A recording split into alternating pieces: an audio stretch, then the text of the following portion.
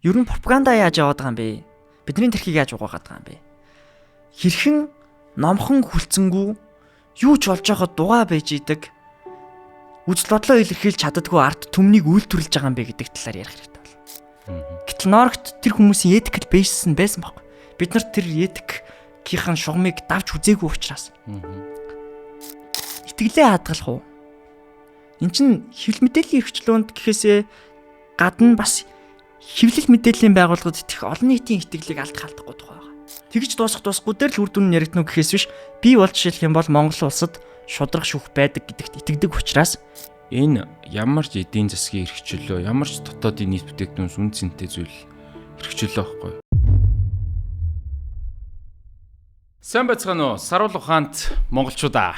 За ингээд нэгэн emergency дугаар бичсэн байгаа. Тэгээд энэ дугаар маань бас нэлээд онцлогтой. Цаг үеийн асуудлыг анх удаага хамарч ингэж орж байгаа. Тэгээд дугаарын ярилцах зочин бол яг энэ цаг мөчөөс сенсацлж байгаа. Олонний анхаарал дугаа Норог цэгийн сайтын үүсгэн байгуулагч Улам сайхан дүүтэйгээ ярилцахаар ирсэн байна. За урилгыг хүлээж авсанд баярлалаа. Улмаа. За урилга илгээсэнд баярлалаа. Тэгээд нөгөө энэ цаг үеийн хамгийн гол нь энэ төрлийн урилга ирэхэд айгүй их зориг шаардна. Тийштэй. Одоо яг юу болж байна юм? Одоо ер нь бол тэгэл өглөө өрөөгүй ер нь цагдаагийн үе цагтаг л юутай ажилтай байгаа. Үндсэндээ бол яг би тэд өөрсдийнхөө төрсүүдийг, файлуудыг, тоног төхөөрөмжүүдийг авч буцааж чадаагүй байгаа. Тэгэхээр ажиллаа их хүндрэлтэй нөхцөл байдал ер нь байхгүй л байна гэсэн. Ааха. За хоёулаа ингээ он цагийн дараалалаар нэвэ. Тэгээд бас нэг зүйлийг хариуцлагатайгаар мэдэгдмээр байна. Нөгөө улмаатайгаа өдөр ярьсан хоёулаа нөгөө хуульчтай нэг зөвлөлдөж байгаад оруулж байгаа. Маш өндөр одоо бэлтгэлтэй, сонор сэрэмжтэйгээр энэ ярилцлагыг хийж байгаа гэхэд бол болно. Тэгээд хуульчин зөвлөснөр бол хоёулаа үзэгчтэй бас мэдээлэх үүднээс ч тэр ерөнхийдөө ингээд он цагийн дараалалаар юу болчихв те чин цэргийн баярын өглөө чин тэгэл бид нар бүгдээрээ л кибер тэмтэй тэмцэх газарт ингээд ёстой юм баяр мантал те 17-нд нь юу болов 18-нд юу болов 19-нд юу болов гэд хоёулынх нь яг энэ бичиж байгаа өдөр бол 3 сарын 21 нөө 21. За тэгээд хоёул яг энэ болсон процессыг нэг яриад тэгэнгүүтээ яг нэг 12 сарын 30 руу нааш цааш ухраа. За эхлээд 3 сарын 17 оны орой 8 өнгөрөөд бид нар ер нь ажилласаа гараад тэгээд дийлэнхэнд ер нь дандаа залуучууд нэсэн. Баярын өртч гээд CS:GO тоглох гээд CS2 тоглох гээд тэгээд ер нь бол писийн дэрсэн. За ажиллаас нэг 10 минутын зайтай юм да. Тэгээд тэр писийн дотор тоглоод байжсэн зөв 8 залуу хоёулаа тусдаа өрөөнд та ингээд тоглоо байжсэн чинь 9 цаг 40 50 минутын орчимд цагдаа нар ирсэн. Цагдаагийн байгууллагын 6-аас 7 ч юм уу те нэлээ олон. Тэгээд ирээд хамгийн ихний юу хэлж байгаа юм сайн байна уу? Цагдаагийн байгууллага кибер гэмтрэхтэй тэмцэлцээс явж байна. Гар утсаа оруулах. Яагаад? Энэ талаар ер нь ингээд нэлээ олон өвөр газруудад ярьсан байгаа болохоор одоо шууд дэлгэрэнгүй ярьчих л гэж бодож байна л да. Яагаад гэдэг талаар мэдээллийг би тэр өдөр цагдаа руу хамт очихдоо эсвэл очихын өмнө за очоод шүнжэнгөө одоо мэдүүлэг аваад шүнжэнгөө ямар нэгэн байдлаар мэдүүлэг авах орлого хийгээд бид нарыг цагдаагийн байгууллага дээр суулгаж залхаан цэрлүүлээд хамгийн сүүл 6:30 өнгөрөөд гарах хүртлээр ягаад гэдгийг мэдээгүй л байсан. Орой 10-аас. Тий, орой 10-аас хойшоогоо өглөө 6:30 хүртэл үүр цагаад те нар гарч ирэх байгааг харж марж байгаа тэр үе хүртлээр яг ягаад гэдгийг мэдэхгүй. Норог цэгийн одоо 8 залуучууд учир битүүлгээр орой 10 цагт одоо баривчлагдаад явж байгаа гэсэн үг. Баривчлах гэхээс илүү одоо өөрсдөө тайлбарлаж байгаа үг хэллэг нь болохоор хойшлуулчихгүй ажиллагаа. Тэр ажиллагаа нь одоо баривчлах ажиллагаа юм уу те нэг чих ажиллагаа юм уу үзлэг хийх ажиллагаа юм уу яах ажиллагаа юм бүү мэд гэхдээ одоо баг баривчлага юм уу те нөгөө талд нь болохоор бас 2 хүн одоо ажил дээр байсан. Тэр ажил дээр байсан 2 хүнийг бас авчирсан байгаа. Яг ижил хугацаанд. Бид нарыг писинээс тэр 2 манай хүнийг ажилласан. Тэр 2-ыг ажиллаас авахтаа манай бүх тоног төхөөрөмжүүдийг авсан. Тэрийг надад хэлээгүй. Буюу тухайн тоног төхөөрөмжүүдийн эцсийн өмчлөгчд хэлээгүй. За ингээд тэр 2 хүнийг авч ирэхэд процессороо тэрврээд манай залуучууд ороод ирэхэд би анх удаа мэдэж байгаа. Офс дээр очсон байна. Тэ? Офс дээр юмнуудыг авчиж. Тэгээ энэ одоо урьдчилж мэддэгдэлгүйгээр те ямар нэгэн зөвшөөрөл байхгүй, прокурорын зөвшөөрөл юу гэдгийг шүүхийн шийдвэр ямар нэгэн тийм байхгүйгээр би өөрийнхөө өмчийг хураалгуулчихж байгаа. Тий, хураалгуулчихж байгаа. Тий. Тэгээд хойшлуулшгүй ажиллагаа гэдэг нь цагдаагийн эрх мэдлийн хүрээнд байна. Тийм үү? Тий, тухайн үедээ бол тий. Тухайн нөхцөл байдалд бол цагдаагийн ер нь хойшлуулшгүй гэдэг нэрээр яг үнэ. Агаа авчлаа штэ. Прокурорын зөвшөөрөл байхгүй. За тэгэнгүүт яагаад гэдэг нэг хамгийн анх одоо нөгөө хэн мэдүүлэг өгсөн гэдэг асуудал байна. За тэгсэн чинь ямар хаягаас гэлээ? Энэ айгу funny. Тэр хаягийн ер нь ингээд мэдээллүүдийг ер нь л ингээ харж байгаа. Тэгээ тэгэнгүүт хүний зураг байхгүй. Тогсоод хийж. Тогсоод хийж тий. Тэгээ тогсоод хийж юу гэнэ гомдол гаргасан. Тэгээд яг хаа одоо амхандаа бол ингэсэн л юм шиг байгаа. Хийн тэр зүгээр дотроосоо ч юм уу ямар нэгэн тим байх магадaltaй. Яг энийг нөгөө Mongolian Fact Checking Center-ийн баримт шалгах төв энэ ч нөгөө олон улсын хэмжээнд ажилладаг тий дэлхийн баримт шалгах сүлжээнд нэгдсэн тийм байгууллага шүү дээ. Тэгэнгүүт тэр байгууллагын нөгөө troll page-үүдийг жигсаагаад бүгдийг нь одоо жишээлх юм бол за энэ ингээд зохион байгуулалтад бодол мэдээлэл түрээж гинэ гэдэг тэр баримт шалгалтын дээр гараад ирсэн нэр дотор явж илээ. Буюу тэр нэг цэг юмэний бүх мэдээллүүдийг тогтмол олон групп руу шеэрлдэг аккаунтынхаа нэг байсан. Тэгэхээр тэр үзэг цэг юм байсан баг шүү. Энийг тэгтээ дараа нь чеклж болно. Тэгээ. Тэрийг энийг бүр юугаар шилэн дансаар харъя. Энэ бас төр мөрөөс мөнгө авсан байх уу юу тийм ээ. Тэр их сонирхолтой байна. За тэгсэн тогсоод ижээ. Тогсоод ижээ маань яг хуу та одоо ер нь цагдаагийн байгууллага те энэ хүмүүс чинь байнга зохион байгуулалтаа худал мэдээлэл түгээгээд байна. Тэрнээс нь болоод хүн амиа орлох гээд байна гэд тэгээд чатчихсан. Цагдаагийн юуртэй тэмцэлсэн. Тэгээд чатыг харсан нэг мөрдөгчл айгу хайршлуулчгүйгээр энэ хүмүүсийг барихгүй бол энэ тарааж байгаа мэдээлэлд айгу ноцтой байна гэж бодоод хойшлуулахгүй барья гэл. Хамгийн гол нь тэгтээ хойшлуулчгүй барихтаа бүх тоног төхөөрөмжөнд хэрэгтэй ягаад вэ гэхлээр энэ хүмүүс одоо тогсоод ижиг маань амийн хорлуулах гэдэг юм л гэсэн юм шиг байна. Тогсоод иж одоо өөрөө амиа орлох гэдэг юм гэсэн юм. Мэдгүй. Тэр нюансыг бол бид мэдгүй шүү дээ. Тэгээд хэр их файл хураалгацсан байгаа юм. Хардынх нь одоо жагсаагаах юм бол баг 8-9 хард. Тэр нь хамгийн жижигэн л 1 тера, дээшээгээ 4 тератай хард. Энд чинь нөгөө зөвхөн киноны тухай асуудал биш. Манай 2024 оны парламентын сонгуулиар байсан киноны тухай холбоотой асуудал биш. Norg гэдэг компани бүх хард буюу Norg гэдэг компаниг үйл ажиллагаагаа явуулах хэрэгтэй. Одоо манай хамгийн анхны лого, брендингийн файлуудаас авахуулаад манайхаар хамгийн сүүлд үйлчлэгээ авж байгаа бичлэгийг гаргах хугацаанд тулцсан байсан тий. Тэр нөгөө бодын болтаахын хүртэл бичлэг явж ирсэн шүү дээ. Манайх эдитинг хийжсэн. Тэгээд нэмээд дээрэс нь олон нийтийн санхүүжилт дээр яцсан. Тэр чинь одоо зөвхөн Norg-тай хамтарч ажиллаж байсан хитгэн компани эсвэл Norg-ийн файл биш байгаа байхгүй. Олон нийтийн санхүүжилт дээр хийсэн буюу 100 хүн хандив өгөөд бараг 1000 хүн хандив өгөөд босгоцсон тэр киноны файлыг авчиж байгаа байхгүй. Буюу олон нийтийн өмчийг бариад авчиж байгаа байхгүй. Сонгуулийн тухай кино хийцэн тэгээд тэрийг нь цацах гад байна гэдэг одоо яг жинхэнэ шалтгаан нь бол тим шалтгаанаар одоо барьж хорсон л гэдэг мэдээлэл явсан шүү дээ. Энэ дээр би бол тим мэдээлэл ерөөсөө тавихгүй байгаа шүү дээ. Norg-ийн зүгээс тим мэдээлэл хэлэхгүй байгаа. Ягаад вэ гэхээр бид нар одоо жишээлх юм бол хамгийн анх мэдээлэлтэй танилцсан 13 14 гэдэг аль биесны одоо югаар л зүйл ангаар 13 14 бол буруу мэдээлэл тараасан билүү? Тийм, худал мэдээлэл тараасан. Хүний нэрээр талцсан худал мэдээлэл тараасан. Тэр юу н худал мэдээлэл тараасан гээ дагаа юм. Одоо Norg бол жишээлх юм бол хийж байгаа контентууд дээр баримт шалгалт хийдэг өөрсдөө редакцтай тий редакц дээр нь 4-5 хүний баг байгаа. Зөвхөн юмаа бичдэг баг дээр нь штэ. Нэмээд дээрэс нь бид нар ер нь одоо Монголын бусад мэрэгжлийн хэвлэл мэдээллийн байгууллагуудын ижил хэмжээнд одоо юмаа нягтлж шалгахыг хичээдэг тийм агентлаг. Хамгийн сүүлийн үед хийсэн контентууд дотор худал мэдээлэл хагаад олоогүй. За тийм байхад яг юуг нь худлаа гэдэг юм бэ гэдгийг бол бид нар өөрсдөө ч мэдэхгүй байгаа. Нөгөө талаасаа бол магадлалтай гэж харж байгаа. Буюу манай кино гарнаа гэдэг. Бүр 6 сарын үед цацагдана гэдэг. Бид нар ийм кино хийж байгаа. Ийм ач холбогдолтой бид нар бөмбөг төслөн гэдэг үгийг хэлээд ярилцлаганд орсон MNB-д ажиллаж исэн хуучин сэтгүүлч Пүр Батаахтай ярилцлага хийсэн. Тэр ярилцлагаас 3 хоногийн дараа энэ хойшлуулшгүй ажиллагаа явагдаж байгаа учраас энэ дүр зураг бол магадлалтай гэдэг сценар бол байгаа. За эхлээд бол ингэсэн.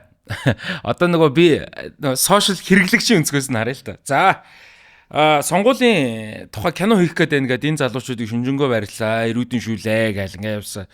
За худал мэдээлэл тараасан болоо явлаа. За тэгснэ сонгуулийн тухай кинон дээр чи ингэж байгаа. Бусдын нууцыг задруулсан, нэр хүндэд талдсан болж байгаа. За мөрөөдөө тоглоом болсон. 9.3 тэрбумын гүйлгээ хийгдсэн байна. Сүүл рүүгээ чи юу нүүрс автобус болоо явчих та одоо. Автобус компани. Тэрний бүр 19.91 гэж байгаа. 19.91 олон нийтийг нөгөө юу яасан? Үндэсний ив нэгдлийг боснуулсан гэж байгаа. Тэгэд хүнийг нь объектын байхад нөгөө субъектив гэдэг шиг тийм ээ. Одоо хүнийг нь олцсон хэргийн тохно гэдэг яг энэ дээр ингээд яг нэгцэн ойлголтыг л одоо бас манай бас үзэгчдэд өгөөсэй гэж хүсэж байгаа байхгүй.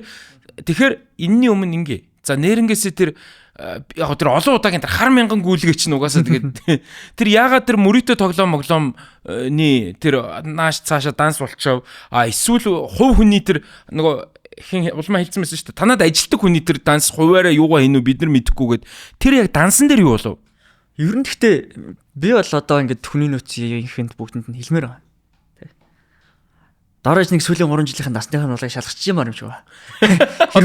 Одоо тий танай байгууллага одоо янз бүрийн юм байж тээ. Танай байгууллага янз бүрийн байдлаар засгийн газар мазрыг шүүмжилдэг бол эсвэл юу гэдгийг илүү юм тэрслүү юу гэдгийг ажлууд хийж тээ контент бүтээдэг бол эсвэл хэвлэл мэдээллийн байгууллага ажилладаг бол сүүлийн 3 жилийн насны улааг шалгаж авах хэрэгтэй. Ер нь бол юу вэ гэхлээр манай байгууллагт ажилдаг ийм хүн өмнө нь ийм юм хийдэг байжээ гэдэг мэдээлэл бид нар байгаагүй. Одоо бүр тэр байцаагдчих өдрөөч байгаагүй.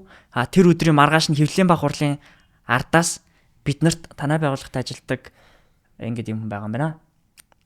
Гэж хэлсэн. Ингэж хэлэхдээ гэхдээ чамаас гэрчээр мэдүүлэг авахгүй. Ягаад гэвэл энэ талаар ямар ч мэдээлэлгүй учраас. Буюу тэнд гэрчээр мэдүүлэг өгөөд миний оруулж чадах хувь нэмэр байхгүй. Энэ үйл ажиллагаатай нь тэ энэ хэрэгтэй нь тэр нөгөө 9.3-тай нь. Тэрийг цагдаагийн байгууллагч мэдж байгаа. Энэ хэрэгтэй холбоотой бүх мэдгдэл хийсэн төрийн ямар ч халбаагч мэдж байгаа хэрнээ нооргийн залуус гэж байна. Буюу холбоогүйг нь мэдсээр бич холбогдуулах оролдлого хийгээд байна гэдэг бол баттай. Тэр санхүүг одоо хуулгыг бүх ажилчдын одоо дансны хуулгыг харж байгаа гэсэн үг юм уу? Яаж тийм мэдээлэлтэй болсон? Харин яаж ингэсэн талаар тэр зөвшөөрөл авч гараагүй. Тэгчээд тэрийг цагдаа мэдчихэж байгаа үстэй. Тэгчээд хэн олон нийтэд тэр мэдээллийг өгж байгаа. Сайдд хэн өгж байгаа? Сайд хамгийн гол нь хэргийн материалтай танилцаагүй гэдгийг өнөөдөр зарлалчлаа шүү дээ. Өнөөдөр зарлалцсан. Хэргийн материалтай сайд танилцаагүй. Тэ? Тэгсэн хэрнээ яаж тэ энэ бүх олон газрууд, энэ бүх олон сайтууд мэдчихв. Ер нь бол яг энийг ярихын тулд бид нар эхлээд энэ дүр зургийг зүгээр тайлбарлах биш. Ер нь пропаганда яаж яваад байгаа юм бэ? Бидний тэрхийг яаж угаагаад байгаа юм бэ? Хэрхэн номхон хүлцэнгүү юу ч болж байхад дугаа байж идэг. Үзэл бодлоо илэрхийлж чаддаггүй арт түмнийг үйлдвэрлэж байгаа юм бэ гэдэг талаар ярих хэрэгтэй байна. Яг үнэ. Хоёлоо тэртээ тэргөө пропаганда бол ярина. Болсон процессоо яг одоо ингээд би ч гэсэндээ ингээд ерөнхийдөө ингээд бүх юмыг сошиалаар харж л байна л да. Гэтэ хүмүүстээ бас бүрэн ойлголт өгчэй гэж байгаа байхгүй тий. Норог цэнгэм ингээд хэдэн залуусыг аваачаад ингээд зөвшөөрлгүйгээр ингээд хорж бариад туугаад тэгэхээр нэг нэгээр нь яваад байгаа. За тэгэхээр ер нь бол та нарт мэдж байгаа юм ч цөөх юм биш үү тий. За тэгвэл тэр мөрөөдөө тоглоом тэгсэн байд. За тэр бусдын нууцыг задруулсан гэдэг. Бэж байгаа. Сайн мөрөөдөө тоглоом дээр болохоор хамгийн гол нь бас тэр манай тэр залуу тэр хэрэгтээр бас с ิจ гтнэр өмнө татагдаж үзээгүй. Буюу тэр залуу энэ хэрэгтэй холбоотой хэсэг нь тодорхойгүй. Тэр залуутай ч юм бол юу гэж байгаа юм тэрэн дээр тэр асуудал дээр. Харин саяхан л одоо энэ юмнууд ихэлсний дараа л тэр хүн с ิจ гтнэр татагдсан. Тэрнээс өмнө тэр хүн с ิจ гтнэр татагдаж үзээгүй байгаа. За с ิจ гтнэр татагдахгүй ч болно л доо. Гэтэ одоо юу гэдгийг те нэг one expert mate agent байсан хүн юм уу? Хэрвээ байсан бол шүү. Хэрвээ байсан бол энэ яг өнөөдрийн байдлаар хууль зөрчиж байгаа ч асуудал биш юм байна. Одоо л орж ирж байгаа. За хэрвээ байсан бол юу гэж байгаа юм. Гэхдээ тэр мэдээлэл надад бол байхгүй юу? Тийм. Гэхдээ ер нь цахим орчинд тий мөрөгтэй тоглоом зохион байгуулах гэдэг өөрөө одоо гэмт хэрэг биш юм дээр тий одоо зөрчлийн зүйл байхгүй юм байна. Аа. Одоо гэмт хэрэг биш юм дээр гүйцэтгэх ажиллагаа явуулаад гүйцэтгэх ажиллагаа явуулахдаа тухайн дан хүн дээр биш тий тухайн хэрэгт ямар ч холбогдолгүй өөрийнх нь ажилтг байгууллагын тэгээд тухайн хэрэгтэй ямар ч үйл ажиллагааны чигнэлт харахгүй байгууллагын бүх хүнийг нь хойшлуулшгүй журмаар бариад барьсныхаа хажуугаар тэр байгууллагын бүх өмчийг нь давхар хураана гэдэг бол яавч ямар ч логикийн хувьд нийцэл байхгүй. Гэдгийг бол үнэхээр ингээд дахин хэлмээр байгаа боловч бас яг үүндээ зарим хүн бол логик гэрэд ойлгохгүй. Танаа хуульчтай ярьж байхад хэлж илээ л те. Хойшлуулшгүй ажиллагаа гэдэг маань өөрөө онц ноцтой. Эрүүгийн бүр ноцтой хэрэг дээр эсвэл магадгүй үндэсний тусгаар тогтнолын аюулгүй байдлын энэ дэр яадаг. Та хэдийг бол яг одоогор бол ийм шалтгаанаар хойшлуулшгүй ажиллагаа явуулсан гэдэг юм бол байхгүй байна. За тэгэд тэгэнгүүт тэр мөрөдөө тоглоом бол бүр мэдгчгүй юм байна шүү дээ тийм үү? Ямар ч мэдээлэл. Бүр мэдээлж байхгүй байна. За тэгэнгүүт бусдын нэр хүндэд одоо халдсан нууц задруулсан гэж. Одоо ингэж байгаа юм. Бусдын нэр хүндэд халдах тухай контент норог дээрээс хийжсэн үү? Буюу хин нэгэнтэй холбоотой контент норог хийжсэн үү? Гэдгээс эхлэе. Норог зөвхөн хүмүүсийн одоо жишээлх юм бол түүх ярьдаг контент байгаа. За норог хамгийн алдартай тий. Би бол мэдэн хөөрхөн контент хийдэг шүү дээ. Тэгэнгүүт тэр болохоор тэр хүнээ зочноосоо зөвшөөрөл авч байгаа. Зарим тохиолдолд зочин өөрөө холбогдож байгаа. Тэгээд тэр хүний түүхийг яриад kind of тэр хүнийг ингээд түүхийн build up хийгээд тэр хүний брендингийг өсгөх тэр хүнийг одоо магтаад байна шүү дээ. Тий. Тэгэнгүүт тэр хүн өөрөө гомдол гаргах боломжгүй. За хоёрдугаар нь болохоор бусд нь бүгд сэдв ярьдаг. Хүн ярьдаггүй. Норог эннээс өөрөөр хүн ярьдаг тохиолдол байхгүй. Хүн ярьсан бол тэр хүн тодорхой сэдвтэй хамаатай өндөр төрийн албан хаагч тэ эсвэл ямар нэгэн байдлаар одоо удирдах албан тушаалтай олон нийтийн өмнө харилцах болсон хүмүүсийн талаар нэр дурдж ярьсан бол ярьсан байна. Бусдаар ямар ч тийм боломж байхгүй. Тэгвэл pretty standard хэвийн процесс үсэн ба штэ. За тэгэнгүүт нөгөө шинэ жилийн үеэр яг нөгөө Home Alone кино минь гардаг нэг мим байсан. Тэр чин юу лээд тэд амлалтаа тэдэнд шийдэл байсангүй. Тэдэнд шийдэл байсангүйгээд ерөнхийлөгч ерөнхийсэд хотын дарга гурвыг оруулсан тийм юм биш. Тийм. Аль альных нь утаан дээр санал болгож байгаа шийдлүүдийг нь дээр нь тавиад буюу нэг нь зөвхөн уралсан, нэг нь 120 мянган төгрөг тараасан. Нөгөөх нь аль 10 жилийн өмнө хэрэгжижсэн 100 тарах гэдэг юм байсан. Тэдэнд шийдэл байсангүй гэдэг мим. Тэр мимийг хийсэн шалтгаан ч хүртэл өмнө нь гэртээ ганцаарыг мим хийсэн залуу яагаад байхгүй болчихвоо. Тэр залуу шүнжэнгөө байцагдаад маргаашнаас нь пэйж устгасан. Тэ? Пэйжээ энэ залуу устгуулангууд ингэж байгаа бол бид нар чимээгүй байхгүй бид нар ч юм мимийн манайхыг тэгвэл харъя гэдэг зорилготой байсан мим. Тэрний дараа 12 сарын 30-нд нь залгасан. Одоо саяхыг бол арай одоо polite гэж байгаа хэрэг тий. Хамаагүй юм ийдгээр зөөлөн аргаар. Ингэхдээ бас яг тэр чинь ингээд одоо юу гэх тийм маргалдаан болж байгаа.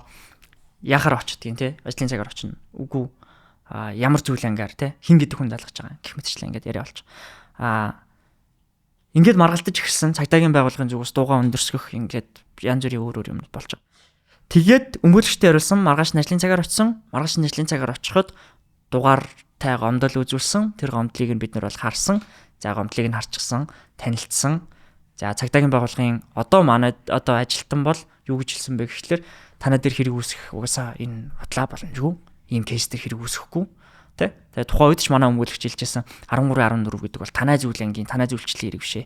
Боёо кибер гэмтрихтэй тэмцэлцээс хамаагүй.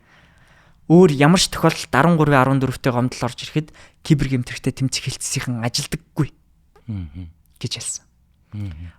Тийм ч учраас тухайн үедээ бид нар явсан ямар нэгэн баримтлах одоо юу гэдгийг цаашаа үргэлжлэх процесс болоогүй. Энэ одоо ингээд бүх зүйл урд өмнө болж байгаагүй юмнууд аягүй их байгаад байна тий. Одоохондоо нэг хүний хуурамч аккаунтын гомдлоор шүн гүйцэтгэх ажиллагаа явуулаад хамаг юм хурааж аваад 8 цаг гарan байцаагаад за тэгснэ юу гэлээ 12-оос 20 жилийн ял тулгасан гэх юм уу зүйл анги тим юм байгаа юм уу? Тэр ийм 19-ийн 9-ийн 1 гэдэг байгаа. Тий 19-9 улс үндэстний ив нэгдлийг боснуулах гэдэг заалт. Энэ заалттай би өөрөө танилцсан. За. Энэ заалт 12 сарын 30-нд танилцуулагдаагүй. Энэ заалт 3 сарын 17-ны бидний хойшлуулах шиг ажиллагаа явуулдаг өдрийн өглөө нь манайхныг явуулахдаа хамгийн сүүлийн 3 хүнийг авч үлдчихэж хагаад энэ 3 хүнд танилцуулсан заалт. Ингэхдээ энэ дугаартай баривчлах хүсэлт прокурор руу илгээж гинэ гэж явуулсан. Энэний баримт нь байгаа. Одоо энэндээс ийм заалт огт байхгүй гэж цагдаагийн 2 өндөр албан тушаалтай хүн нэмээд сайдтай гамт мэлцсэн. Үгүй гэж хэлсэн. Гэхдээ энэний нотлохоо нь манай өмгөөлөгчийн гар утсан дээр байж байгаа юу те. Яагаад үг гэхэлэр би тэр өдөр өмгөөлөгчтэйгээ холбогдож чадахгүй миний утсыг аваад баг цэнэгтэй байсан анх хэрэгтэй л тэгээ утасны цэнийг дууссан өмгөөлөгчтэйгээ холбогдож чадахгүй байсан учраас ядаж би өмгөөлөгчийнхөө утас руу таны утаснаас мессеж бичье гэд мөрдөгчийн утсаас надад тэр зүйл залтыг танилцуулсан хүний утаснаас зүйл залтын дугаарыг бичиж хагаад ингээд ийм зүйл ангаар баримтлах хүсэл илгээх гээд наа. Би энэ дээр гарын үсэг зурх юм бол баримтлагаа эхлэн гэж байна. Би гарын үсэг зураа прокурор зурх юм бол баримтлагаа эхлэн гэж байна. Яах вэ гэж өмгөөлөгч рүүгээ мессеж бичсэн текст нь байгаа. Тэгээд өөрийнхөө утаснаас биш. Тэр хүнийг харж байхад нь цагдаагийн утаснаас бичсэн. Тэгэхээр энэ хөдөлшгүй байхгүй юу? Бид нарт ийм зүйл анги санал одоо танилцуулсан. Би өөрөө өндрөөр дуудаж байгаа хамт байсан 2 хүнтэй дуудаж танилцуулчихсан. Тэр заалт нь хамгийн сонирхолтой нь улс үндэстний ив нэгдэл. За одоо үндэстний ив нэгдэл үндэстнүүдийг хагалган бутрахах те одоо хүнийг арьс өнгө бие алдар те ямар нэгэн нөхцөл байдлаар хүүсээр ялгарлан гадуурхсан те хүчирхийллийн мессеж түгээсэн энэ гэдэг тиймэрхүү утга агуулгатай заалт байгаа байхгүй. Тэгэнгүүт зүйдээ ухаад ч бид нарт энтэй холбогдох ямар нэгэн үйл ажиллагаа хийжсэн тухай мэдэхгүй. 14-13-аар дуудаад тэр нь болохоор худал мэдээлэл тараасан гэд 8 хүн дуудаад 5-ыг явуулаад 3-ыг үлдээсэн юм уу тий? 3-ыг үлдэхтэй. Та 3-т яг нэгэн чи байсан байна. Тэгээд 14-13-аар дуудаад гаргахт нь 19-9-ийг болцсон байгаа юм уу? Гаргахынхаа өмнө прокурор руу бичиг явуулаад прокурорынх нь баримтлах хүсэлтийг бид нар тэнд эртэл нь хүлээх хэрэгтэй байсан. Тэгээ прокуророос юу гэж ирсэн? Прокуророос татгалцсан байхгүй. Уусаа боломжгүй гэд. Тэгээд прокурор татгалцсан ирсний дараа бид нар 6 хүч гэж гарч байгаа. Үлдсэн 5 хүнийг болохоор 5 хүч үед явуулсан байхгүй. Тэр 19-9-1-ийн юутай гол нь юу бол байхгүй мэн те. Им скриншот ч юм уу. Бид нарт гар утсыг хурааж аваад явуулчихж байгаа юм. Тэгэхээр баримт авахгүй. Өмгөөлөгчтэй очиод танилцъя гэдэж тийм юм бид нар цагдаа бид нар тэгээгүй гэж хэлэх юм бол арга байхгүй юм шүү дээ тийм үү? Тийм арга байхгүй зөвхөн тэр гар утасны мессеж л байгаа. Мессеж л байгаа. Гэхдээ чи бол тэрийг нүдэрээ харж байгаад бичээд танилцуулсан цагдаагийнх нь утаснаас бичсэн байхгүй. Тэгэхээр чи нөгөө одоо манус чин тэд гэж мэдэхгүй шүү дээ одоо яг ингээд мэрэгжлийн хуульч хүн биш болвол. За тэгэхээр өөр зүйл ангаар ингээд ингэсэн байгаа дээ. За тэгэнгүүт ингээд энэ хооронд тэр шөндөө 2 солигдчихж байгаа шүү дээ. Зүйл анги тий. Гэхдээ бид нар бол ямар ч зүйл анги солигдож байгааг мэдээгүй шүү дээ. Ягаад гэвэл 13-14-оор зуудаж байгаагаа бид нар тэр шөнө мэдээгүй юм чинь. Хэвлэлийн баг хурлын дардаас ч мэдээгүй дээ. Бараг тэрийг бараг өчигдөр мэдлээ дээ. 13-14 яг муу юм байна гэдгийг. Гомдлын дугаарыг харж мэдчихэв. Гэхдээ тэгээд сонирн баггүй ингээд нэг Facebook аккаунтын юугаар гомдлоос болоод ингээд ингэсэн. Тэгээд одоо сайд болвол юу яагаад л штэ. 9.3 тэрбум төгрөг. Энэ бол мөрөйтэй тоглоомоор бол энэ юу авсан байна. Тэгээд би үгэндээ хариуцлага хүлээнэ гэл өчигдөр тэгсэн тий.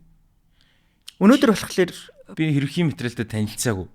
Би өөрөөр яаж цагдаад хяналт тавих юм бэ тиймэрхүү юм ярьсан байсан.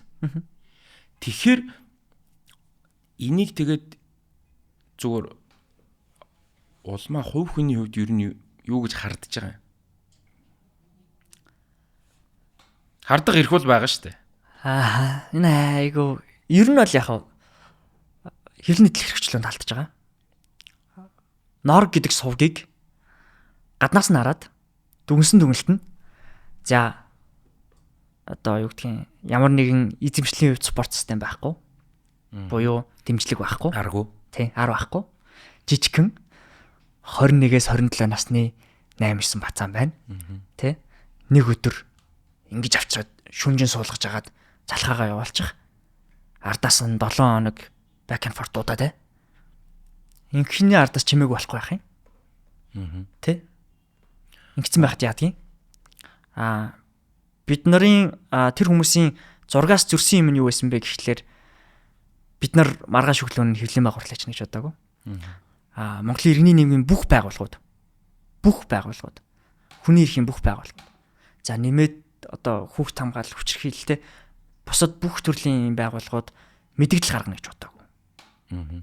Тэ? Нэмээд Монголын бас одоо community-нууд тэ мэрэгжлийн community-нууд инженерээс ахуулаад дизайнер хүртэл энэ дээр сайн дураараа юм хийнэ гэж бодоагүй.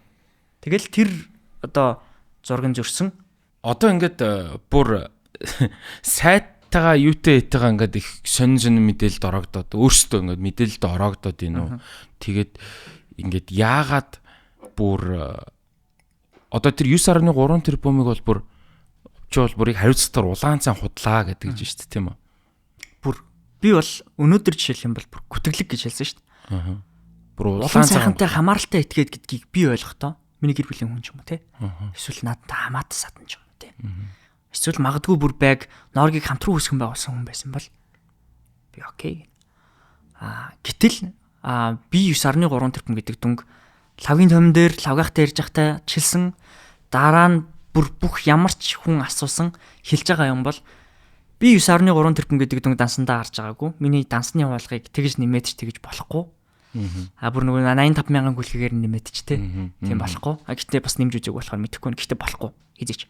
Угаасаа маш олон гүйлгийг нэмэх юм бол тэртээ тэргүүл их л юу гарч. Тийм. Тэгээд бас нөгөө тэр гүйлгээний дүнгийн сонсох нэ одоо тэр хэрэгтэй жинхэнэ хэрэгтэн хинч байдаг байсан. Чаавс тэр бас нэг тийм том лаг мөрөдө тоглоом зохион байгуулдаг нөхөр биш л байгаа байхгүй юу хөрхий. Хойшлуулшгүй ажиллагаа явуулгаад те. Ивидээ байгаа байхгүй юу уг нь. Тэгээд маа сайд мэдгэл хийх үсттэй. Тийм том гар биш байсан байгаа байхгүй юу. Тий. Энэ болгоо ингээл их сонирхол санагдчихээн л да. За тэгээд сүүл рүүгээ бас нэг бүр ингээд юу болж хуурж байгаа маань чинь амиа оролтын тэртэй холбоод бас яах шиг байсан. Тэрний талаар. Энийг би энэ сэдвээр эхлэнэ. Норгийг сэтгүүл зүүн байгууллага мөн биш. Хэвлэлийн байгууллага мөн биш. Тэ? Гэдэг яриа яваад байгаа. Би энийг эндээс эхлэх хэрэгтэй байна. Норгийг хэвлэл мэдээллийн байгууллага биш гэж байгаа хүмүүс болоод Норгийг хэвлэл мэдээллийн байгууллага мөн гэж байгаа хүмүүс нэмээд Норг хоёрын хооронд алт дэлгэм зөрүү байна. Тэр зөрүү нь этик. Хүний дүрсэн эрхийг хүндэтгэх. Тэгээ тухайн хүний нэр хүнд төр алдар хүндийг хүндэтгэх. Бүр тэр хүн нь одоо өөд болсон хүн байсан ч бай. Тэрийг хүндэтгэх тийм одоо этик ёс зүй. Алга наацах юм. Тэгээ би бол амар харамсалтай л байна. Өөд болсон хүний талаар ярих та. Ер нь бол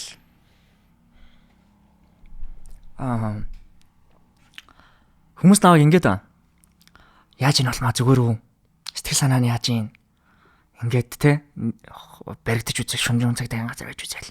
Эсвэл яг гэдгийг гүтгүүлж үзэл те сөрөг комментууд ирээл. Чамайг таарсан газар алан мална гэдэг чатууд ирээл те. Ингээд эхлэхээр хэцүү байна уу гэдэг таахгүй. Би бол no гэж байгаа. Тэг би энэс дорыг үтцэн. Буюу миний амьдралд хоёр тоо одоо манай найз хүн болохгүй шүү дээ.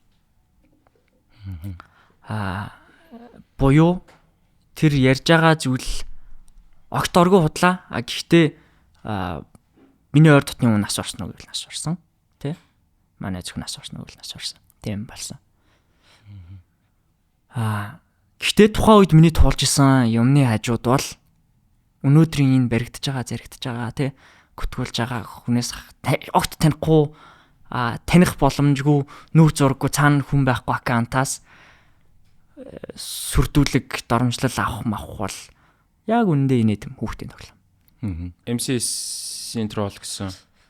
Тролл гэдэг үг нь нэр усгүй тий очих эзэнгүү тим гэж ойлгож байгаа шүү дээ. Тролл гэдэг үг чинь дээр үеэсээ уг нь юм жижиг бие биетэй циркийн юм алиалагч байсан юм билий. Тэгээд интернетэд одоо бидний мэддэг тролл. Гэтэ тролл гэдэг чинь нэртэй устаа хаягтай одоо тим байдгүй ийм юу гэдэг те албаар нэг юм улс төрийн зорилготой ч юм уу хэнийг нэг харлуулдаг гүтгдэг. За MCS-ийн тролл гэсэн. За мөрөөдөө тоглоомч гэсэн. Алуурчин гэсэн. Одоо юу гэдгийг явуулгаач зандалчин. Гүтгээд нь шүү дээ тийм үү? Улмаагийн яриагаар бол буцаж нэр төрөө сэргээл гэж шүүхтэн гэж бодож байгаа. Бүх одоо энэ бүх хууль бус хүний эрхийг зөрчсөн.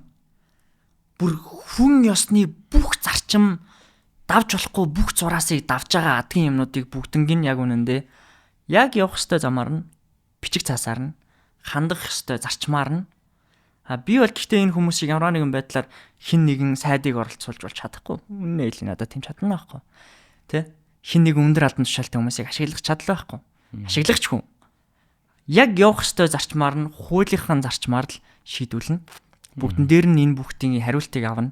Үнэн мөн нь тодорхой болно гэж л бодож байгаа. Тэгээд тэр үйл ажиллагаанууд нь ч гэсэндээ хийгдээд явж байгаа бүх процессын асуудал. Тэг хүмүүс одоо ингэдэг байгаа байхгүй. Сайд нэг мэдээлэл хийчлээ, цагдаа нэг мэдээлэл хийчлээ. Тэр болгоныхын нартаас баг лайв даач те. Тэр болгоныхын нартаас дансаад хэлж тавиалтай. Би ингэдэг тэгдэг энэ төр хэлтэй. Тийм байхгүй штэ. Би одоо жишээлх юм бол сайд биш. Улсын хурлын гишүүн биш. Би одоо юу гэдгийг сонгогчдын мөнгөөр салинжаагүй. Татвар төлөгчдийн мөнгийг одоо авч цалин тавьдаггүй тий. Тэгэхээр би жишээ нь яагаад олонний өмнө харьцлага хүлээх ёстой болчих. Би яагаад дансаад хэлэх ёстой болчих тий. Би яагаад хүний нууцаа өөрөө ийм гаргах хүрэгтэй болчих. Тийм байхгүй шүү дээ. Би явдаг замаар нь л явна. Би ямар нэгэн байдлаар хиндэж тайлбар тавих үүрэг байхгүй. Гэхдээ миний хэлээд байгаа зүйлс бол энэ яриад байгаа бүх юм нь худлаа. Гүтгэлэг доромжлол тий. Нэр төр талтж байгаа алдар хүнд те бүр human dignity гэж байдаг бол тэрийг ингээд уландаа гიშгэж байгаа тий үйлдэлүүд. Тэгээ энэ ямиг төр нь өөрөө хамгийн мэрэгжлийн бас адгийн сайтуудтайгаа нийлээд хийж байгаа. Тэрийг бол баттай байл. Тэр сайта хаалгасан залуугийн талаар ярьж чинь те. Одоо манай пэйж те.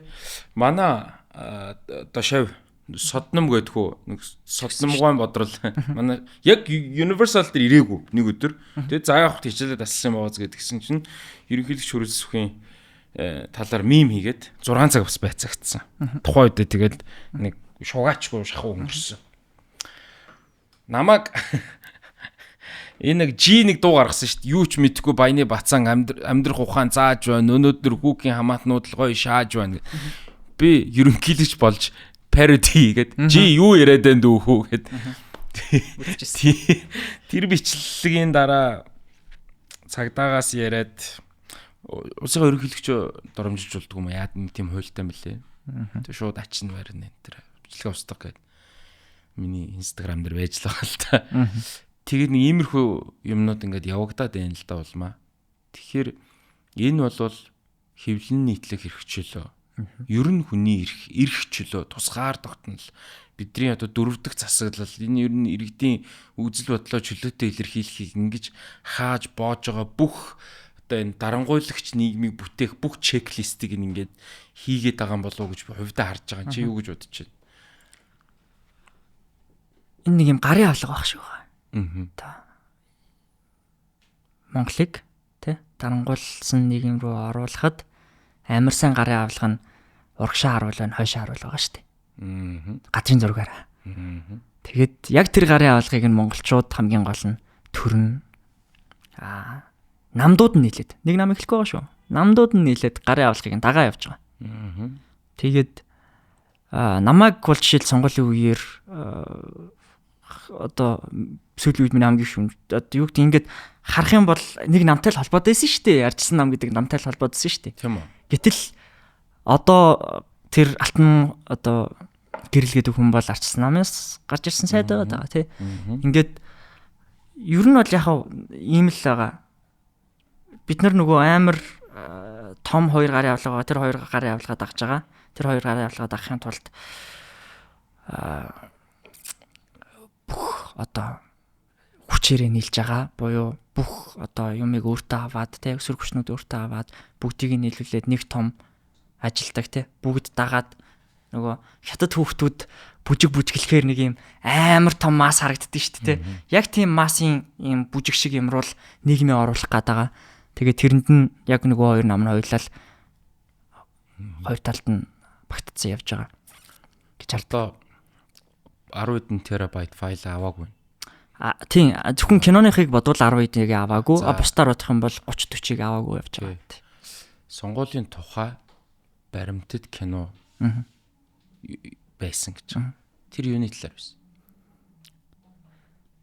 Кино бол Монгол улсын жирийн 6 иргэн өөр амьдралын хвшилтэй, өөр газар амьдардаг, өөр насны бүлгийн, өөр хүүстэй 6 хүн сонгуул өгөхийн тулд ямар зам туулж байна вэ? 2024 оны сонгуулийн сурчлагын хоног 18 хоног байсан. Тэр 18 хоногийг бүтэн бичсэн. Тэр сонгуулийн сурчлагын хоногуудыг сонгуул өгөх өдөртөө бид нар нийт 19 хоног тэр 6 дүрээ дагсан буюу дагахтаа зөвшөөрөлтөөр нь гэрээ хийж агаад дагсан. Тэгээд тэр 6 хүний амьдралд юу болж ийн? Зөвхөн бас сонгуул бичих гээд байгаагүй маа. Монголчууд яаж амьдарч байна? Тэр хүмүүс тийм тэнгэрийн юм амлаж хахад монгол хүний амьдрал яг ямар байна гэдгийг бид нарт ямар реакшнтай байна гэдэг бас бодвол. Нөгөө талаасаа тэр хүмүүсийн хаалгыг ямар пропаганда тогшиж байна? Тэ? Ямар ухуулагч нар ирж байна? Ухуулагч нарын зөрүү ямар байна? Хэдэн ухуулагч байхад хэдэн ухуулагч байна? Ухуулагч нарын тараах материалын зозааны зөрүү, тэр хэвлэх материалын гэдэг бүх юм байгаа бид нарт. Буюу гадаадд сонгуул яаж явдгийг, Монгол сонгуул яаж явдгийг, хөдөө яаж явдгийг, хотод яаж явдгийг, амьдралын боломж дээшэд нь яаж явдгийг те. Сонгуул гэж юу юм бэ гэдгийг та дараа ямар ч 18 настай дүүдээ энэ өдгийн махан дүүгээд үзүүлэхэд хэрэгтэй тим кино хийхийг зорж байгаа. Тэр киногаа хийж чадах хэсгийг ч одоо мэдэхгүй яг үнэндээ. Бүх файл нь тэнд байгаа. Энэ киног гаргах хэсгийг те, энэ киноны файл нь үлдэх хэсгийг монтажлсан юм уу? Editing процесс ер нь post production процесс явж байгаа. Зөө. Одоо гэхдээ магадгүй бүр зураг авалтын процесс явж байгаа. Ягаад гэвэл энэ бүх процесс энэ киноны нэг хэсэг байхгүй. Тийм байна. Гэж яг сүлд бодсон тий. Хоёлаа зүгээр бас сонгуулаар нэгэнт одоо сонгуул ярьсан юм чи сонгуулаар юу болдгийг би бас үзэгчтэй бас хэлмээр. Дотроос нь харсан тий. Дотроос нь харсан. Өөрөө улсын хурлын сонгуул өрсөлдсөн. Би одоо энэ YouTube подкаст нэгээд ингээд те партнертайгаа ингээд продюсертайгаа тийм нэг явж байхдаа бид хоёр ерөөсөө нэг л том зарчимтай байгаа юм. Энийг тийм мос төржөөгт ч юм уу үн цэнтэй контент л үйлдвэрлэх зорилготой юм. Зүгээр одоо сонгуул ярих гэж байгаа нь болсон процесс л ярих гэж байгаа байхгүй юу? Жишээ нь тэр ухуулагч гэдэг асуудал байгаа. За энэ бол нөгөө би яг сонгуулийн үеэр нөгөө сонгуулийн зардал хэд байдаг юм гэдэг нэг видео хийжсэн тий. Тэгээд одоо жишээ нь сонгоны хайрхан дүүрэгт ингээд төрсөлдөж байхад нэг нэр дэвшигч 554 мянган төгрөг зардал гарч байгаа. Вообще 554 ухуулагч юм. 554 ухуулагч нэг ухуулагч хуулиараа 330 мянган төгрөг. За тэгээд тэрийг үржүүлэхээр яг нэг 187 сая маяг гарч байгаа байхгүй. Гэхдээ яг өндөө 330 мянгаар ажиллах юм байхгүй байхгүй. Тэгэхээр яг гэхээр ширээн доогуур ухуулагчд мөнгө өгч л таарна. Эсвэл зүгээр өөр маягаар одоо юу гэдэг ардын нам бол нэг ухуулагчд сая төгрөг өгч ийн гэдэг мэдээлэл ингээл биднэрт ирж байгаа юм л ухуулагчаас нь тийм ээ. Эсвэл нэр бүхий нэр дэвшигч. Би одоо албаар нэр дэвшигчдийг нь хэлэхгүй байгаа нэг сонгуульд ялагдаад байгаа шүнцэн амтны шиг харагдаад яхаа зүгээр нэр бүхий нэр дэвшигч, хоёр ч нэр дэвшигч юм уу нийлж жагаад одоо нэгдүгээр орлын бүх залуучуудыг автобусаар наримдалд авч явж архитуулаад тэгээ буцахт нь хүний 400 сая төгрөг өгч жишээ нь.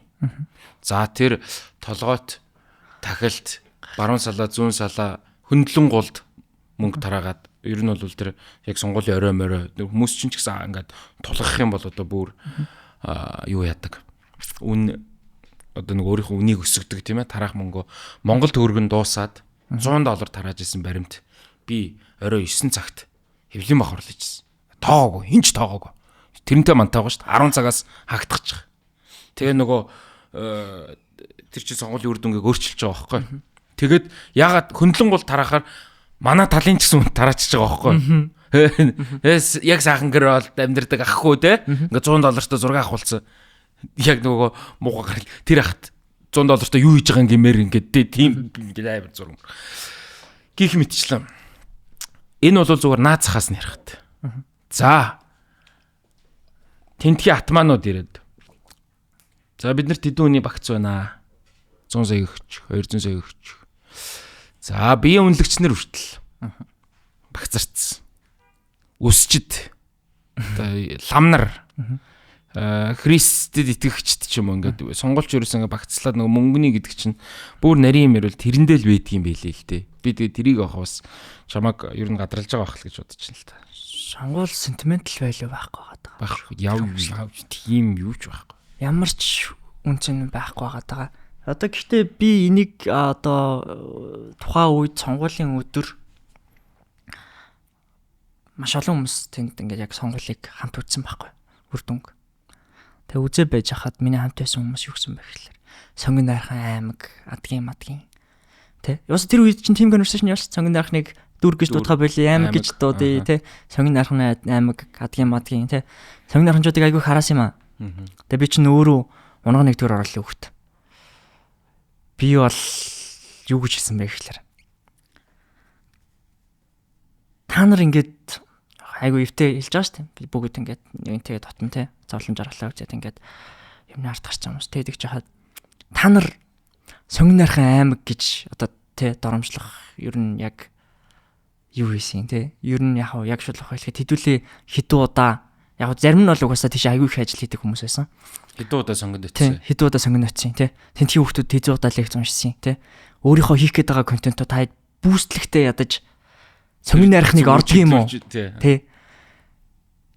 Ер нь бид нар өөрсдөө орхичоод ардаас нь орхигдсон хэсгээ аймаг гэж дуудаж ер нь болохгүй байхгүй. Аймаг гэж дуудаж байгаа бид нар аймагаа орхигдсон доош тас. Хаашаа аймгийг бас одоо юу гэдэг юм? Тийм биз дээ. Тэр чинь сошиалар тэр өдөржингөө Сонгон Найрхан аймаг гэж яваа үсттэй. Тэгээд бид нар аймаг гэж дуудаж байгаа нь аймагаа бид нараас орхигдсон байхгүй. Тэгээ өөрсдөө нийгмийнхаа нэг бүлэг хэсгийг тэр чигээр нь орхичоод боловсралгүй байгаагийнхын төлөө ардаас нь буруутгаад байж болохгүй. Одоо ингээд би харж байгаа. Манайхыг доромжилж байгаа сайтууд дээр ч зэндээ би актер янз бүрийн юм үүсгий гэж бодохгүй байгаа. Ер нь бол би одоо жишээлбэл хэвлэлийн хэрэгчлэн өмлөө гэдэг утгатай акцийн хохирогч болоод явж иж яагаад өөрөө яг тэр хүмүүс мэрэгжлийн бос намаагүй тэр хүмүүс адгийн юм түгэж байгаа намаагүй. Гэхдээ тэд нар дээр яагаад ирүү мэрүү үсэг хийн те. За бүр одоо бүр ингээд ямар ч боломжгүйнүүд дээр нь бол бас магадгүй. Гэхдээ аль болох үгүй гэж бодож байгаа. Нөгөө талаасаа бас аль болох би жишээлх юм бол манайхыг муулж бичиж байгаа. Үнэхээр лог гэрэд ойлгохгүй байгаа. Ийм ойлгомжтой зураг байхад намайг автобус компани захирал өмнө говьд автобус компанитай тий Ланд 300 ундаг 24 настай ийм залууг тий Ланд 300 ундаг барилга бариулсан гэж итгэж байгаа хүмүүсийг хараад би тэнэг малнууд гэж хэлмээрг байгаа. Магадгүй боловсралгүй байна. Гэхдээ эн чин тэр хүний бас буруу биш. Ер нь эн чин нэг юм өссөн орчин тэр хүний хооронд байсан хүн те story болгон дотор хэрвээ ингээд storytelling framework-ыг хараад контент хийх тийм байдаг те. Тэгэнгүүт контент хийх жишээлх юм бол storytelling framework гэж байгаад тэр хүний амьдралын түүхийг ярьж байхад дунд нь ментор гэж орж ирдэг байхгүй заавал. Уналт байгаад уналтаас нь гаргаж ирэх хүч байдаг. Тэгэнгүүт тэр хүчин таараагүй хүмүүсийг яагаад бид нар те ментор нь таараагүй хүмүүсийг тэр уналтаас нь гаргаж ирэх боломж нь таараагүй хүмүүсийг яагаад бид нар чичилж ялгаж зовоох хэвтэй. Одоо тэгж дуудах хэвтэй. Үгүй гэж бодож байгаа. Би бол тэр хүмүүсийг нэг амар харах гэхээс илүү өрөвдөхийг одоо хичээж байгаа. Сонгуулийн орой бичсэн постоо би бол одоо ч гэсэн санд юм л та. Тэгээд нөгөө подкаста сайн байцгаана саруулах ухаанд монголчуудаа гэж эхлүүлдэг. Тэгээд би тухайн удаа бас саруулах ухаан Сонгон Найрханчуудаа гэжсэн. Тэгээд тэр би бол одоо юу бүр сая ярьсан юмнууд дээр чинь одоо ингээд нэг санал зүрх гэхээс илүү залруулах юм ярьж юм шиг. Ягаад тэгэхээр би тэр одоо сонгоных одоо сонгогчтойгоо бол би саруулах ухаантай гэж хэлж байгаа. 40 мянгуула надаа санал өгсөн шүү дээ. Тийм шүү дээ. Яг гоо надаа санал өгсөн саруул ухаантай гэдгийг хүмүүс өөрсдөө дийнслэх байхаа би тэгж бодож шүү дээ. Би энэ ганц амарчингийн төлөө байсан candidacy биш байхгүй юу? Энэ зүгээр яг адилхан жирийн айлын хүүхэд гарч иж болдго юм уу? Яг та нартай адилхан бид нэг төлөөлүүлж болдго юм уу? Эсвэл эргэлт буцалтгүйгээр кастинг систем рүү орох юм уу гэдэг л асуудал байсан. Бид нар бас ардчлалаа аварж болдго юм уу гэдэг асуудал байсан. Ардчлалыг заавал ардчлалнаар харах албагүй. Гэхдээ ягаад цоо шин салхи оруулж ирэх гэж байгаа нэр дэвшигчээр оруулж болохгүй гэж. За тэгэнгүүт бид нар бол яг хөө системд ялагдцсан, мөнгөнд ялагдцсан. Би бүр ялагдaltaч гэж харддаг юм. 40 мянгаулаа өгцөн байхад чинь энэ бол гайхамшигтай. Энэ бидний бодоод идэх шиг одоо ингээ бид нар нэг нэгэн рүүгээ ингэж бурууг өгөхийг л төрүүд тавиад байна л да. Шийдэл хайх биш тийм ээ. Чиний ярьж байгаа дээр бол yes ингээд бүр ингээд юм одоо нөгөө урд хойд хөршийнхөө гарын авалгаа дагаад ингээ бүр сонгуул хийж сураад нь шүү дээ тий. Гэхдээ ингэж асууя. За одоо мэдээж санал 40 мянган санал авч байгаа нь тий. Тэр их мөнгө тэр том систем яаж байгаагаар 40 мянган санал авч байгаа нь бол сайн хэрэг. Сангуучлалт эд бол зарлж байгаад тий. Сонгогдоо гараад ирсэн баг. Тий. Тэгээд ивссэн шүү дээ. Ивссний дараа сайдын судал эргэлдэ. Дэд сайдын судал эргэлдэ. Та яах вэ? Ер нь одоо энэ дотор байгаа одоо жишээлх юм бол улсын хурал дотор байгаа олон хүн шиг чимээгүй болох байсан юм уу? Би нэг одоо жоохон ер нь бол би ямар гоё асуулт. Медиа хийж байгаа хүн те нэгдүгээр анх удаага зөрүүлж асуугдчихэ. Гоё байна. Би нэгдүгээрт медиа хийж байгаа. Хоёрдугаарт аль нэг талд нь биш байх боломжгүй. Тийм учраас асууч яах вэ? Одоо энэ дотор байгаа хүмүүс шиг сайд авсан нөтгөө дид сайдын зөвлөх авснууд нь хүртэл дуурахгүй л шүү дээ.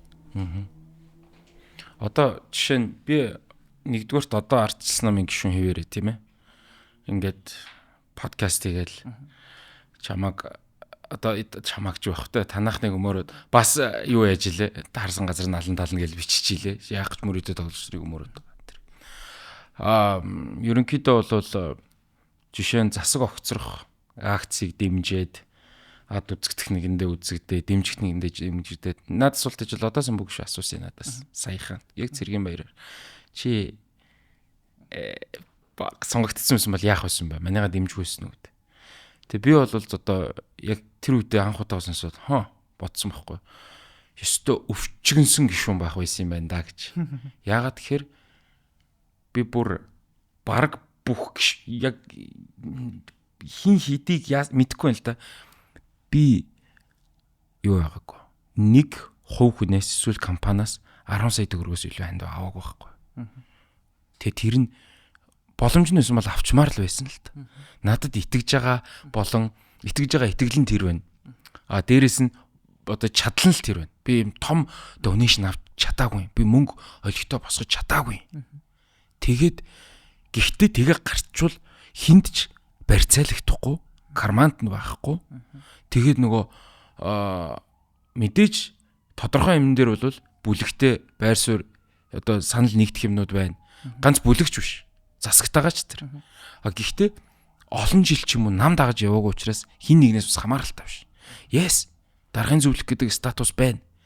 Боддоо 50 настай хүн би одоо ноднинг бодъё л доо. 33 Монгол улсын дундаж медиан хүн амын нас нь өөрөө 28 юм байна. Чи 28-аас нас давцсан бол Монголын хүн амынхаа 50%-аас нь авалчж байгаа юм байна.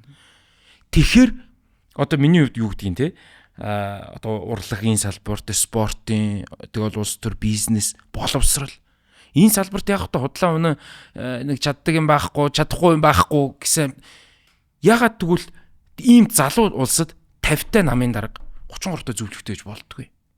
Энд чинь одоо би бол яаж байгаа штэ. Одоо мөрийн хөтөлбөрт оруулсан гэх юм бол хэдүүлээ би бол намын удирдлагуудтай тухайд ярьж лээс.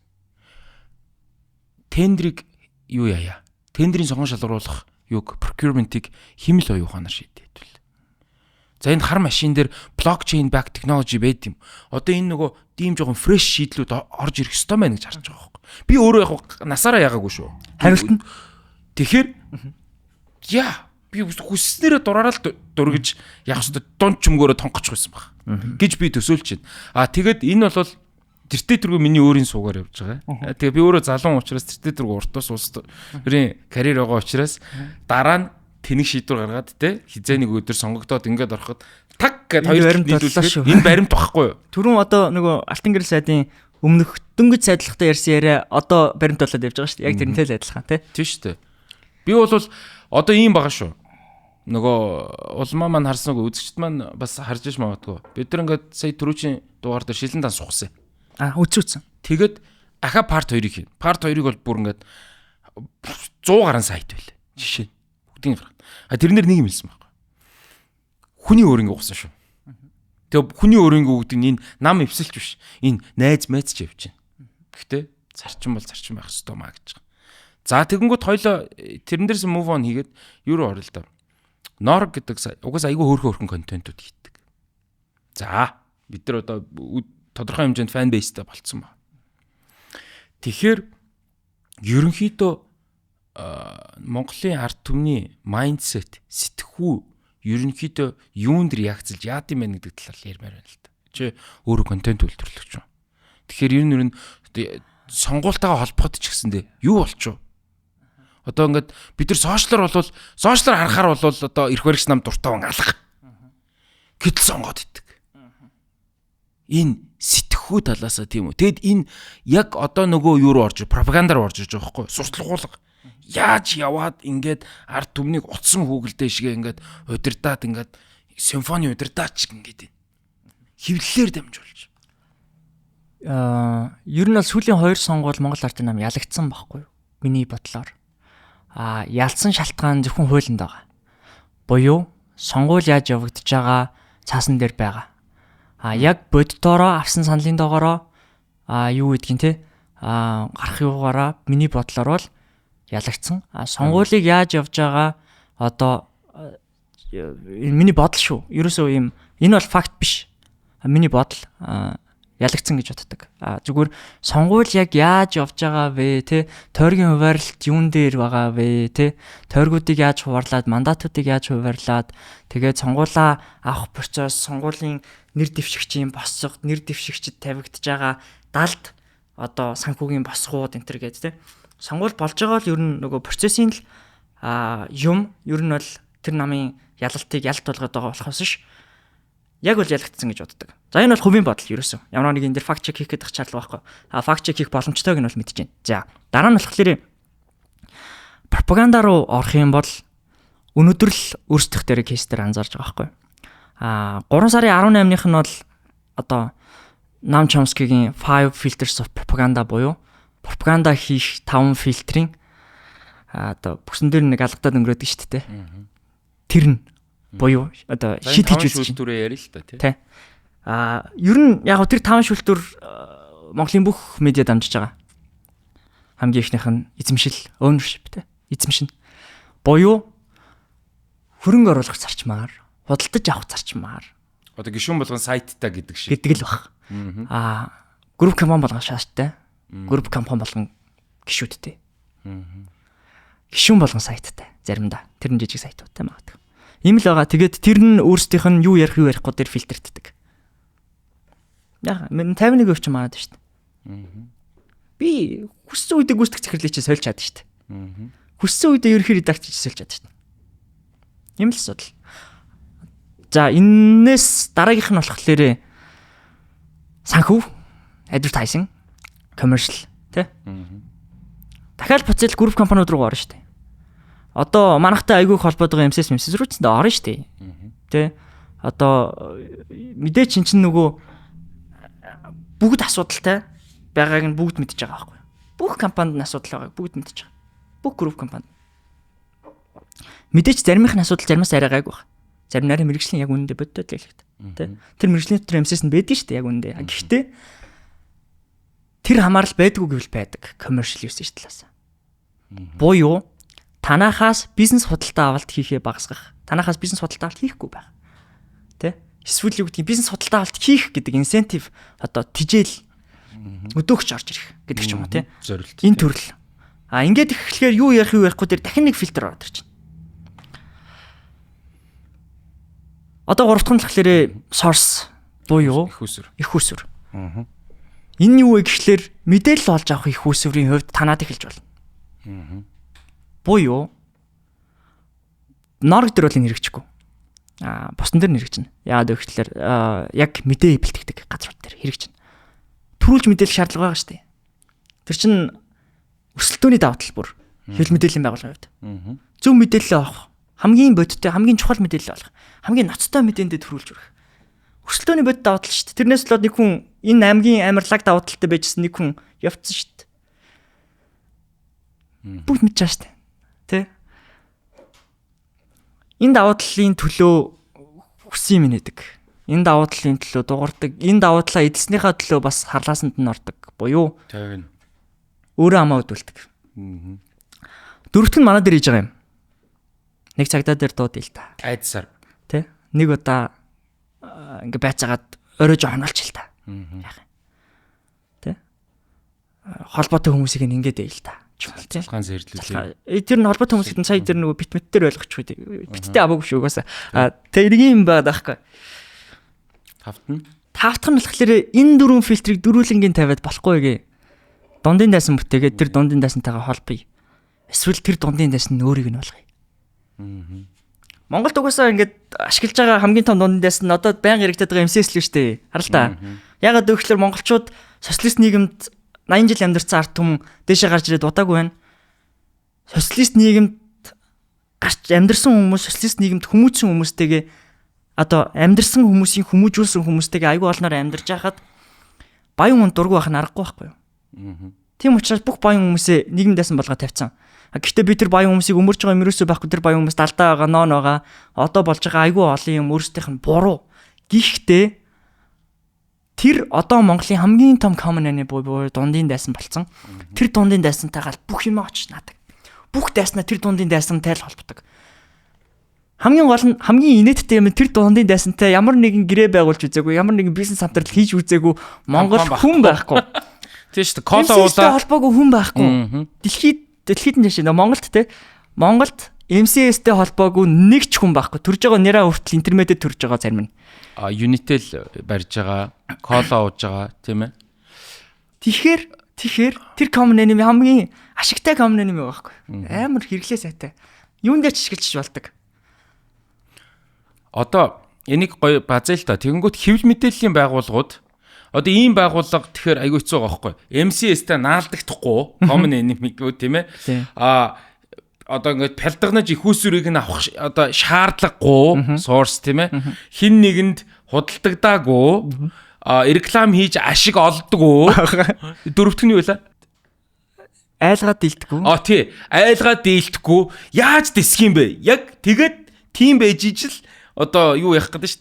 Одоо шудраг хэвлэл мэдээллийн байгууллага гэх юм уу те байх гэдэг нь шүү дээ. Тэгэхээр хэвлэлийн эрх чөлөө гэдэг чинь өөрөө угаасаа маш эвгүй дэнсэн дээр байгаа юм шүү. Одоогийн нөхцөл байдалд. Монгол бизнес хийж байгаа, шантажлж үзэж чинь гэж шүү дээ. Монголд бизнес хийж байгаа бүх бизнесийн үйл ажиллагааны төрлийг аваачаад харах юм бол магадгүй хамгийн нарийн зураасан дээр алхаж байгаа салбаруудынх нь нэг нь хэвлэл мэдээллийн салбар гэж бол боддог. Тэрэнд бол би бол итгэдэг. Энэ дээр шийдэл байна уу? Хамгийн ихний шийдэл бол бүгдийг айлгачиж болтгоо маа гэдгийг нотолж хараал хэдэл. Буюу одоо тий зүгээр яг Норг дээр яагаад ингэж амар лаг активтай өгöd байгаа юм те. Норг дээр яагаад ингэж лаг сайд тайлбар хийгээд байгаа юм те. Норг дээр яагаад ингэж олуулан ажиллаад байгаа юм гэдгийг би зүгээр хариултыг хүмүүс аюух гайхал хэлээ л те. Ийм одоо их хүн хөдөлж байгаа юм чинь нотой. Ийм их хүн хөдөлж байгаа юм чинь ийм олон сайт мэдээ бэлтгэж байгаа юм чинь Love MCS-ийнх учиртай л байж шалгаж байгаа. Love MCS-ийнх гэдэг байгаа юм. За би зүгээр л өдөр зургийн энгийн үнийн нүднээс харахад юу вэ гэхлээр Норгийн биш. Зүрийн энгийн үннүүднээс харахад бол дараа нь би Норны үннүүднээс харж байгаагаа хэлнэ. Энгийн үннүүднээс харахад энэ угаасаа хитрхи утгагүй байгаа буюу ямар ч логикийн хувьд нийцэлгүй байгаа. Нэмээд дэрс нь ингээд нэг юм залуу үе рүүгээ дайраад байгаа юм шиг те юм тиймэрхүү үнцэг байгаад 3 дугаар талхлаарэ баг худал мэдээлэл түгээдэггүй маягийн тэгээд хувийн үнцүүлэлтэд нийцдэггүй газрыг улаанцаа ингээд эхлэнгүүт энэ улаан цай хитрхи улаан цайн тулдаа Америк паблик дэмжлэг авч байгаа. Нөгөө талаасаа бол Норогт тэр хүмүүсийн бодоогүй бүх юм байсан. Норог Монголын бүх иргэний нийгмийн байгууллагуудтай баг үнгүү болоод хөнгөлөлттэй үнэтэй за өөр юу гэдгийг те өөрийн сайн дурын гэх юм уу хамтын ажиллагаанд хийжсэн. Эсвэл өөрсдийнх нь хүнддэг агуулгыг хүндчихсэн буюу хүүхэд хамгааллын байгууллага байлаа гэхэд хүүхэд хамгааллын чиглэлийн контент манайх маш олныг үнгүй хийжсэн. Дараа нь болохоор зарим хэвлэл мэдээллийн байгууллагыг хүмүүс өмөрдөг шүү дээ. Хэвлэл мэдээллийн байгууллагууд бус хэвлэл мэдээллийн байгууллагууд улаан цай өмөрдөг шүү дээ. Яагаад юм? Гэхдээ тэр хүмүүс нь улаан цай нотой байхгүй да. Улаан цай хүний эрхийн талддаг, хүний дүрсэн эрхийг хүндэтдэг хүн. Улаан цай тэ өөд болсон хүн байтугай амьд хүн тэ бүр хүүхэд хүчирхийлэл төрсэн хүүхдээ эрхийг хүртэл хүндэтдэггүй заваан газрууд байдаг зарим нь. Тийм учраас тэд нарыг улаан цай хинч өмөрдөг байхгүй. Гэтэл Норогт тэр хүмүүсийн этикл бейс нь байсан байхгүй. Бид нар тэр этикийн шугамыг давж үзээгүй учраас. Дараа нь бол маш олон community дамжсан Норог дээр ажиллаж байгаа хүмүүс. Залуу байж болно. Залуу гэхлээрээ тэнэг биш. Залуу гэхлээрээ туршлахгүй биш байхгүй юу? Би 17 наснаас хойш 7-8 ажил хийсэн. Тэ? Тэр компаниуд бүх ажиллаж исэн намайг мэддэг миний найзууд баг жагсахад талбайд өрөх байхгүй худалч юмд. Тэр нь одоо жишээлх юм бол ямар ч сүрдүүлэг мөрдүүлэг юу биш шүү. Одоо режектээс жагсаал зохион байгуулах гэж байна гэж бодох бай. Тийм байхгүй. Зүгээр л маш олон community дамжсан тэ дизайнеруудын бригад гэдэг нэг хэдэн мянган гишүүнтэй. Гэхдээ тэр дизайнерууд чинь үнгүү дизайнын одоо засгийн бүх мөнгө байгаад хийж чадахгүй дизайнуудыг хийж штэ. Sorry. Хийж чадахгүй л штэ. Үнгүүгээр ямар ч үнгүүгээр тэ хуульчид бүгд шудраг хусыг нь мэдж байгаа учраас баг зөвхөн групп компаниуд л худалдаж авч чаддаг өндөр үнэтэй хуулийн фирмүүд үнгүү орж ирээд өнгөлж шин. Бүр биднэрт үнгүү сэтгэл зүйн зөвлөгөө өгье гэж хэлж байгаа сэтгэл зүйн баг байна. Норогт бүх спорт нэсэн. Тэгээд тэрийг харамсалтай нь хараагүй учраас өөрсдөө өдрөөс өдөрт заваа харагдуулж байна. Өөрсдөө өдрөөс өдөрт тэнийг харагдуулж байна. Тэгээ би бол энийг яг үнэндээ өөртөө бахархаж хэлээд байгаа юм ерөөсөө биш. Энэ болохоор одоо бидний зүгээр боломж гэж хэлэх гээд байгаа юм. Хүн болгоныг айлгчдаг юм аа. Тэ? Дурын шийдэл энэ л байна шүү дээ, тийм үү? Дурын медиагаа ингээ банцдаад, нэг амбартаад хэвлэлийн өргөчлөөний тэр одоо бамбайг нь байхгүй болгочдөг юм аа. Одоо тэгээд энэ үйл явдал за 13-14 дээр худал мэдээлэл тараасан шалгаж гин. За дараагүй юм байна гэл ингээл өнгөрчих юм шүү. Ер нь хуулийнхын шийдэл угаасаа тийм л юм бэлээ. Гэхдээ нөгөө ингээд 19-9 нийгмиг чинь байхгүй. Энэ асуудлын гол нь би жишээлх юм бол шоронд орохгүй биш байхгүй юу? Ерөөсөө. Би хизээ шоронд орохгүй. Ягаад гэвэл би амьдралтаа гэмт хэрэг үлдээгүй байхгүй юу? Тэрийг маш сайн мэдж байгаа. Энэ асуудлын юу нь болохоор энэ бүх юмны төгсгөлд Норог нэр хүндээ алдаад үлдэх үгүй юу? Бага. Буюу итгэлээ хадгалах уу? Эн чинь хэвлэл мэдээллийн эрхчлөөнд гэхээсээ гадна бас хэвлэл мэдээллийн байгууллагууд их олон нийтийн итгэлийг алдах алдахгүй тухай байгаа. Бүгд л өмөрөөд байсан яасан Норог чинь тий? Бүгд л хамгаалаад байсан, цэврийг нь гайхаад байсан, ингэж бардан дуурайд байсан гэдэг над Норог чинь тий. Яргачин автобус компанитай авилгачин битчин баг нүрсний болгоо хийсэн зөргийг алсан гэх нь холгүй тийм болоод дуусахгүй медиа талаас. Тэгж дуусахгүй дээр л үр дүн нь яригдно гэхээс биш би бол жишээлх юм бол Монгол улсад шудраг шүүх байдаг гэдэгт итгэдэг учраас энэ юмны ард хуулийн асуудалтай гарна гэж огтосоо бодохгүй байгаа. Зүгээр энэ бол ингээд шийдэгдэхгүй яваа л гэж магадгүй энэ засгийн хугацаа дуустал ч юм уу те бүүмэд. Өнөөдөр улмааг хорчдөг маргааш амарчин нөгөөдөр та шүү гэдэг л point яваад байгаа юм л да. Энэ дээр яагаад дуурах ёстой байна вэ гэт тэгэхээр гэж байгаа. Зүгээр Норогийг дэмжиж байгаа одоо над шиг одоо хүмүүс болвол за энэ бол зүгээр зарчмын хувьд буруу байна. Хэвлэлийн эрхчлөөг боож гин, хэвлэл нийтлэх мэдэх эрхчлөөг бас боож гин. Харин асуудалгүй байгаасаа л гэж найдаж л байгаа байхгүй.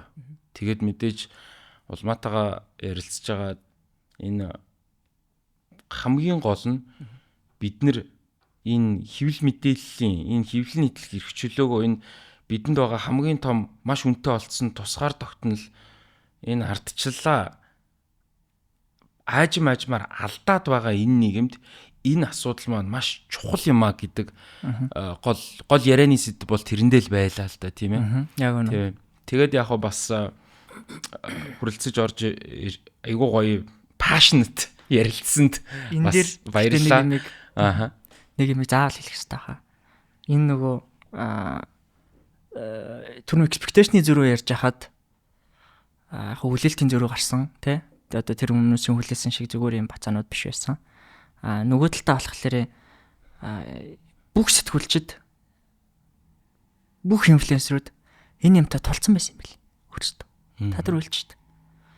Бүгд энэ одоо яг машинаар нь машин тулцсан байсан учраас энэнд эмзгээр хандах буюу энэний хохирогч болж өөртөөгөө ойр мэдрэх маш олон хүн байсан тул та. Би юм юус нэр өөрөө шүү дээ. Өөртөөгөө ойрхон мэдэрсэн буюу нарай хитэрнэ гэж бодож байгаа. Тийм хүмүүс айгүй их байсан. Тэгээд энэ хитрхээ олон давтагдсан байна гэдэг чинь бас энэ дээрчсэндээ тэгнэ гэсэн үг биш. Давтагдаад байна гэсэн үг биш. Цаашаага болно гэсэн үг бас биш. Та тэр үйлчт монголчуудын хүн амынхын тал нь 28-аас дүү гэдэг тий. Буюу тэр дүү хүмүүс, тэр дүү залуучууд эрхчлөөний мэдрэмж маш өндөртэй байгаа. Тий. Энд ингээд төлөөлөл норгоор дүрэн байна. Тий шүү дээ. Тэгээд тэр эрхчлөөний мэдрэмжтэй хүмүүс энийг угаасаа ингээд зогсооно. Эн чинь нэг юм бохор ус руу цэвэр ус хийсээр хагаад цэвэршдэг штэ яг адилхан тийм юм болж байгаа. Тэр итгэл найдварыг ерөөсөө битгий алдаарай гэж ер нь заавал би бүр яриа болгон дээр заавал хэлж байгаа. Итгэлтэй байгаарай гэдэг. Монгол улс бид нэр дээрдээ шүү. Монгол улс авторитар дэглэм рүү шилжиж байгаа 6 улсын нэг энтер гэд мэдээ зэдээ явж илээ. Энэ ямар ч эдийн засгийн эрхчлөө, ямар ч дотоодын нийт бүтээгдэхүүнс үн цэнтэй зүйл эрхчлөө байхгүй. Авторитар буюу дарангуйлагч нийгэм рүү ингээ явчих юм бол дуусаа. Энэ улс оршихгүй гэж гэдэг л гол point байхгүй. Тэгээд ямар ч байсан улмаада дахиад бас баярлаа гэж хэлмээр байна. Тэгээд ерөнхийдөө ахтай хүмүүстэй урайлж хэлэх тийм ээ ийм opportunity-г ашиглаад бас хэлж болох юм байвал бас танд ингээд энэ мөчийг бас олгоё гэж бодож байна. За юуны өмнө өрсөнд баярлаа. Энэ үргчин бас өөрөө зөрөг. Тэгэд ялангуяа одоо манай үеийн залуучууд хүртэл айгүй зөрөггүй байгаа. Тэгээд зөрөггүй байгаагаа зарим нь стратегик гэж ярьд юм байл. Тэгээд эн чинь өөрөө огтосоо стратегик биш байхгүй юу да. Яавч стратегик биш. Хэрвээ стратегик мөн бол таны стратеги буруу. 30 жилийн дараа өөрийгөө хүүхдийг чөлөөтэй үгүй хэлэх эрхгүй болгох стратеги байж.